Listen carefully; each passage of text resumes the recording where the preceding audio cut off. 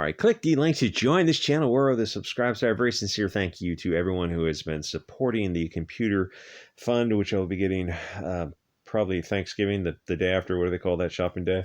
And definitely getting a microphone and a pop filter, and then probably another pop filter to filter out all the annoying, like every time you rub up against a microphone, that sound drives people absolutely insane.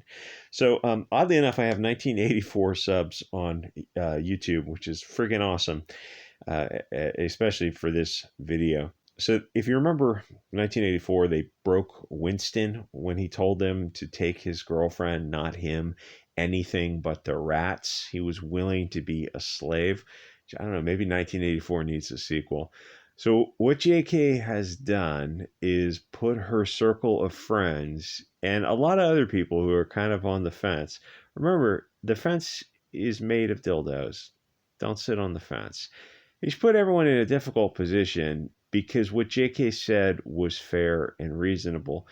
It's not even what she said so much as that she signaled that she was going to be a problem at The Emperor Has No Clothes. There's a certain personality matrix. People who have disagreeable personalities, they're actually very important to a functioning society.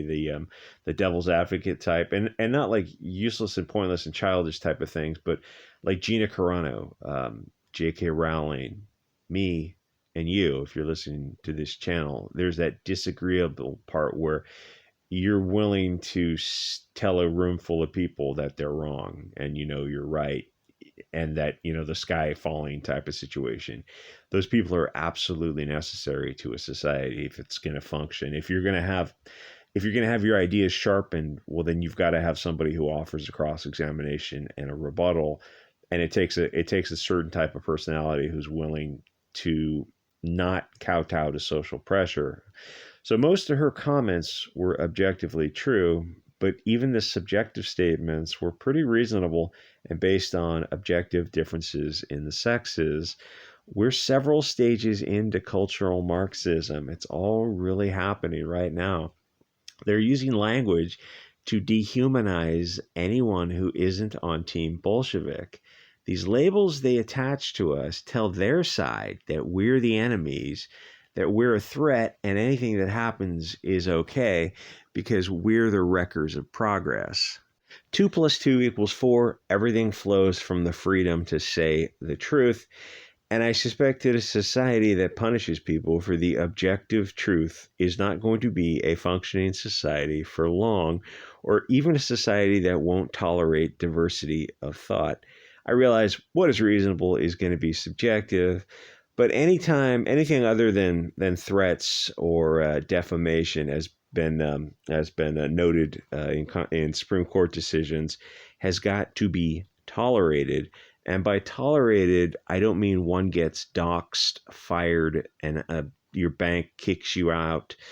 I mean a society should tolerate without harm people on both sides of this issue. Daniel Radcliffe made a statement that trans women are women. How many fingers, Winston?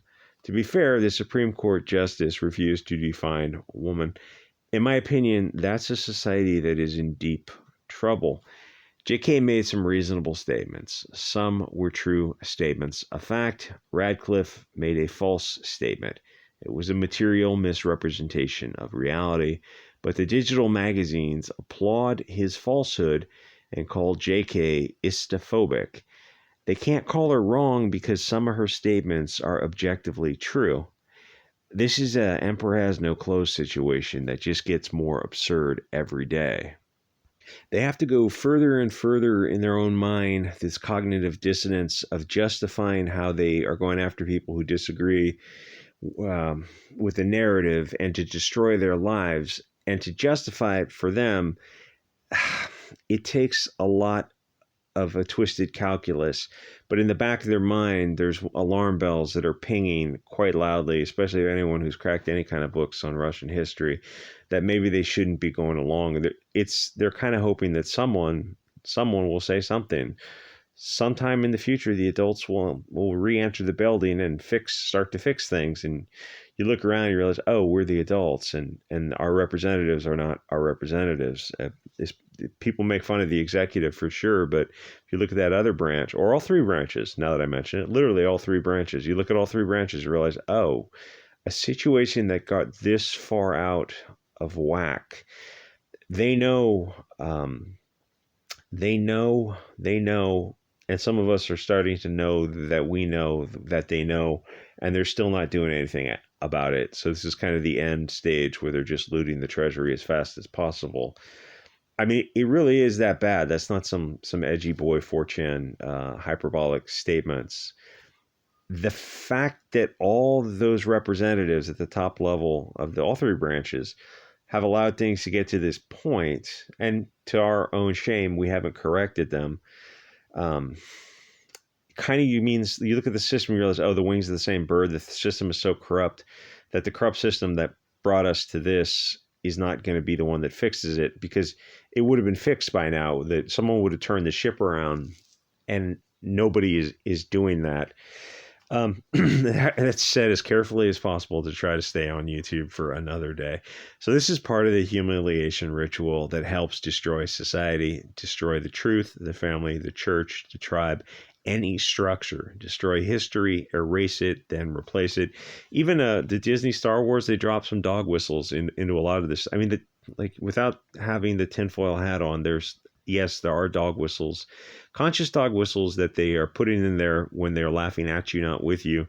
And then the subconscious part kind of creeps out and they don't even know they're doing it. And that's definitely for Odyssey and Bit Chute, or Subscribestar if you join over there. So everything we're going through now is, shilling sucks, but it's the only thing that works. And like, there's a lot of stuff up on the horizon that involves some expensive technology. So everything we're going through now is Bolshevik methodology 101. Use social pressure to manipulate people to believe or pretend to believe absurdities just for their own protection and their own family's protection. And I totally get that. And like, how do I say it? There are going to be some sacrificial people who are in a better position to bear the brunt of the slings and arrows sort of thing. Like, there are always people who are going to kind of have to, anyway, to pretend to believe absurdities, and they will commit atrocities like some of the things we're seeing occur right now.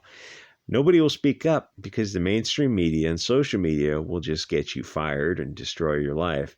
So in game theory terms, nobody's willing to start a movement for the benefit of people not of their tribe, which requires enormous sacrifice. And the way this system is set up now was a long time in coming. To put, like, they're playing, it's not, they're playing chess. Yes, it's not the most complicated game of chess, but apparently they're the only ones playing the game. They set this system up a long time ago, and at any time we could have stopped it, but nobody did.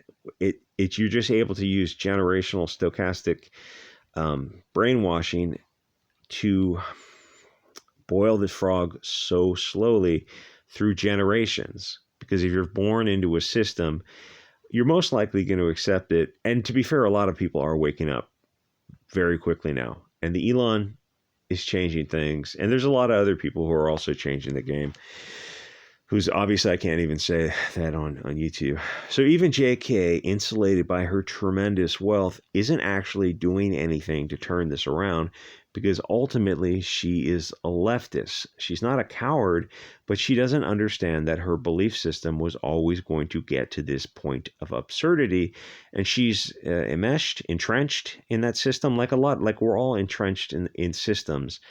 She's a little bit different because being so wealthy is different than a lot of people in our side of the aisle, because in comparison, we're all in the deepest of poverty, where we have less to lose, where she has a lot to lose. So that does, like, even like people who look to the external messiah figure of a Trump type of thing, and realize, like, yeah, the odds of him going to bat to really try to turn things around like that was the probability of that was always very low, and I mean now it's zero. So she put her foot down at one point, but the culture war just flows around her because she's not actively fighting. She is passive, and being passive in this is losing. In fact, this is the most important, what, Tuesday, right? The most important vote ever. The Republicans say that and the Democrats say that. And like, I would just love to talk to people on the far left and the far right and say, listen, can we get away from the handlers, like the people who are entrenched in power, the people who are funding this stuff on the left and the right? And like, you realize those people are not going to fund the systems that take their power away. More of a system on the left. The right is kind of a different issue, but I mean, they're both equally have problems. But anyway, it's like to get around the YouTube algorithm and still maintain another day on YouTube, and to try to like express like a video like this is high risk, low reward. But I think it's important to put out a lot of these type of videos.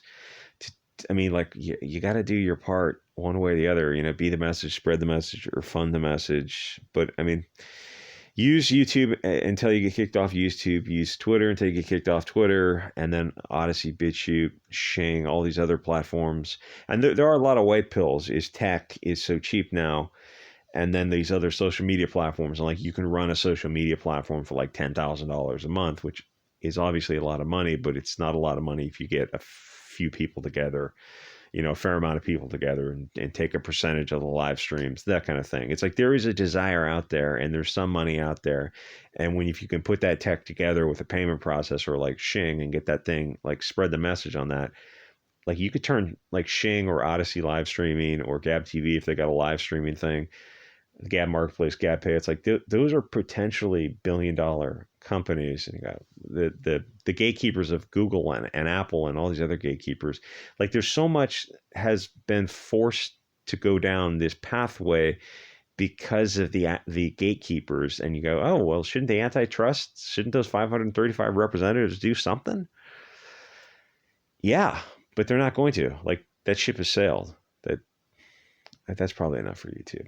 Anyway, like, comment, subscribe, support the channel, subscribe star, the various other links. Thanks to everyone who's generously supported, and I will see you guys all next episode.